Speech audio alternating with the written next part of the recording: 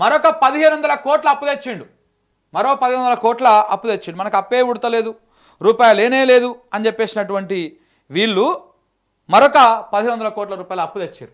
ఇగో ఇప్పటి వరకు 1,72,941 కోట్లకు చేరినటువంటి అప్పు ఎంత? ఇప్పటిదాకా మరొక 1500 కోట్ల అప్పు తెచ్చిండు. అప్పు తెచ్చినటువంటి కాగితం కూడా మీకు చూపిస్తాగు.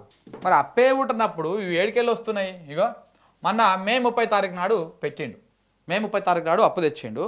ఎంత తెచ్చిండు తెలుసా? ఇగో ఇక్కడ కనపడుతుంది చూడండి మీరు క్లియర్గా. ఇగో తెలంగాణ ఇక్కడ కనపడుతుందా? ఇగో ఈ తెలంగాణ ఈ సర్కిల్లో ఉంది తెలంగాణ. 800 కోట్లు ఏమో 19 సంవత్సరాల టెన్యూర్ తోటి తెచ్చిండు. 19 సంవత్సరాలలో మేము అప్పు తీరుపుతాం అని చెప్పేసి 800 కోట్లు తెచ్చిండు. ఇంకొక 700 కోట్లు ఏమో 20 సంవత్సరాల టెన్యూర్ తోటి మేము అప్పు తీరుపుతామని చెప్పేసి మొత్తము 1500 కోట్ల రూపాయలు తెచ్చిండు. 1500 కోట్లు. మరి అప్పే పుడతలేదు అన్నటువంటి రేవంత్ రెడ్డి గారు మరి 1500 కోట్లు తెచ్చి ఏం చేస్తున్నావు? ఎట్లా పుట్టింది ఇది? ఇప్పటిదాకా ఆయన చేసినటువంటి అప్పు 1,72,945 కోట్లు. ఈ 18 నెలల్లో చేసినటువంటి అప్పు ఈయన 18 నెలల్లో రేవంత్ రెడ్డి గారు చేసినటువంటి అప్పు 1,72,945 కోట్లు. ఎంత? ఇంకొక 20,000 కోట్లు. ఇంకొక 20,000 కోట్లు కనుక అప్పు చేసాడనుకో విజయవంతంగా 2 లక్షల కోట్లకు అవుతుంది అప్పు 2 సంవత్సరాలలో. సో ఈ లెక్కన రేవంత్ రెడ్డి గారు 5 సంవత్సరాలు పరిపాలన చేస్తే కళ్ళు మూసుకొని 5 లక్షల కోట్లకు ఏ మాత్రం తగ్గకుండా రాష్ట్రం అప్పు అవుతుంది. కేసీఆర్ 10 సంవత్సరాల అప్పు అధికారంలో ఉండి చేసినటువంటి అప్పు 4.5 లక్షల కోట్లు అంతే 10 సంవత్సరాలలో 10 ఇయర్స్లో. సో ఇంత అప్పు చేసినప్పుడు కూడా చాలా ఉన్నాయి చెప్పుకోవడానికి ప్రాజెక్టులు అవో ఇవో కొన్ని కార్యక్రమాలు, మిషన్ భగీరథ కావచ్చు, లేకపోతే రైతు బంధు కావచ్చు, ఈ పింఛన్లు గింఛన్లు ఇవన్నీ వ్యవహారం అంతా కూడా ఉన్నది.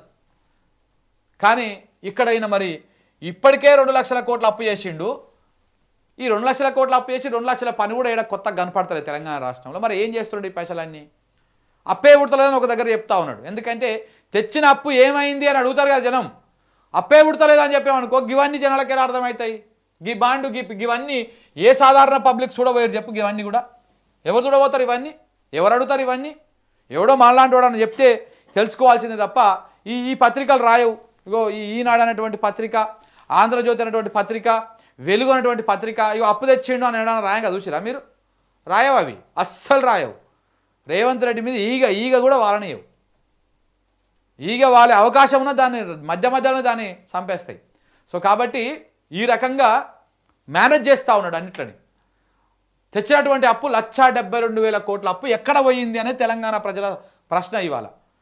ఇప్పటిదాకా రైతు భరోసా ఇవ్వకపోతివి, 2-3 సార్లు ఎగ్గొడితివి, రైతు బీమా ప్రీమియం కూడా కట్టకపోతివి, ఏ కార్యక్రమం చేయకపోతివి, చేయకుండా ఈ రకంగా అది చేస్తూ ఉన్నాడు. సో కాబట్టి మరి ఈ అప్పు తెచ్చినటువంటి అప్పు ఎక్కడ పోయింది, ఏమైందనేటువంటి అంశాన్ని కూడా ఒకసారి మనం ప్రజలుగా ఆలోచన చేయాల్సినటువంటి అవసరం ఉంది మిత్రులారా.